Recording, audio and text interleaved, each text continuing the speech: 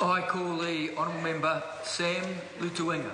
Thank you, Mr. Chairman, and thank you for the Mr. Woodhouse for clarifying around the area of regulations. And I just want to bring a point back up in the debate around why this bill was brought to bear in the first place. And what it has done, despite the protestations of members opposite, is that it's actually raised the level of awareness and the level of conversation around this very important issue.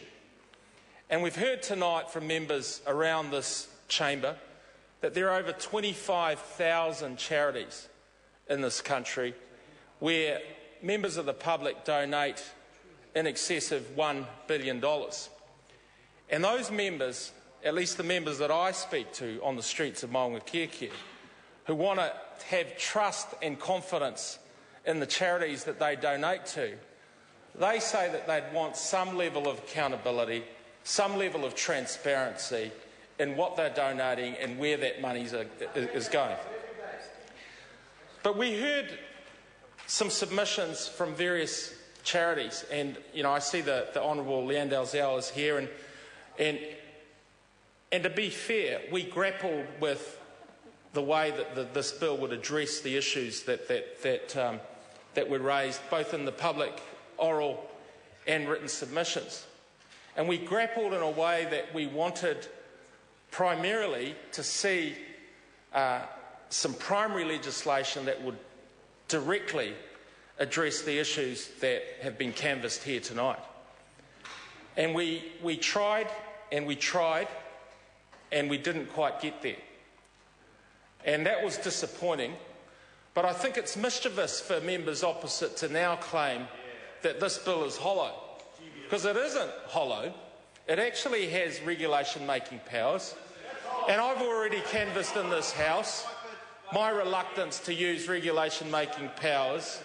As lawmakers, we should at least have a go at defining and describing the types of laws that people in New Zealand should adhere to and obey. But we couldn't get there, and the regulation-making powers are in place, and I've already stated my reluctance for that to go ahead. But having said that, they're in place. Mr. Woodhouse has pointed out various models of approach to making those regulation powers work. And I certainly will have confidence that the Minister of Consumer Affairs, and he's here tonight, the Honourable Simon Bridges, that he will carefully consider, that he will consult widely, and that he will take upon his conscience the representations of those that are directly affected by this bill.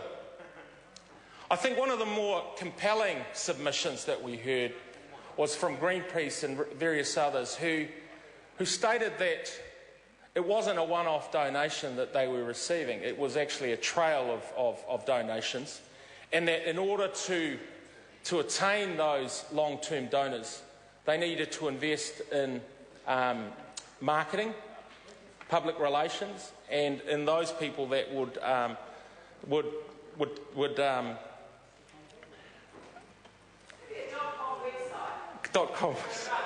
that would take on these donations, that would encourage and attract long-term donors. So that point was very well made, and I think, in good conscience, we resisted some of the desire to go ahead and regulate in this way.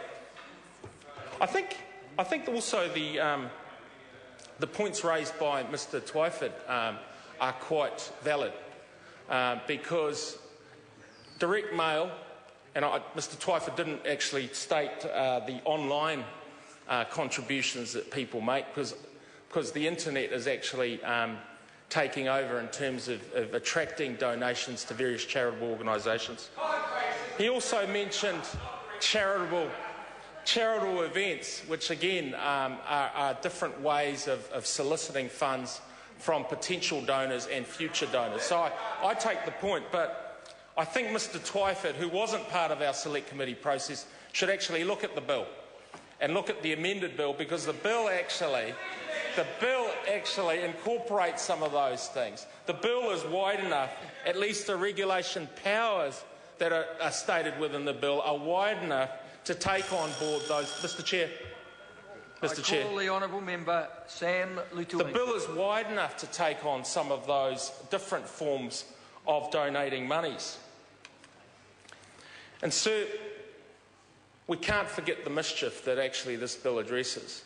And the Honourable Minister Amy Adams referred to organisations that actually used up 80%. Well, I've heard actually other organisations who've chewed up 90% of actual donations in third-party donations. And sir, I don't believe the New Zealand public. I don't believe the New Zealand public, and I didn't hear one member of our committee actually refer to the New Zealand public in having trust and confidence in that type of operation. So, sir, this bill is to be commended, and I encourage all parties in this chamber to vote for the bill, despite their protestations about it being hollow. I think it does address the issues. I have confidence that the Minister will put together regulation-making powers. There is a review of the Fair Trading Act, which will also go a long way to addressing some of the issues in this area, and I certainly speak in favour of this bill. I call the Honourable Leanne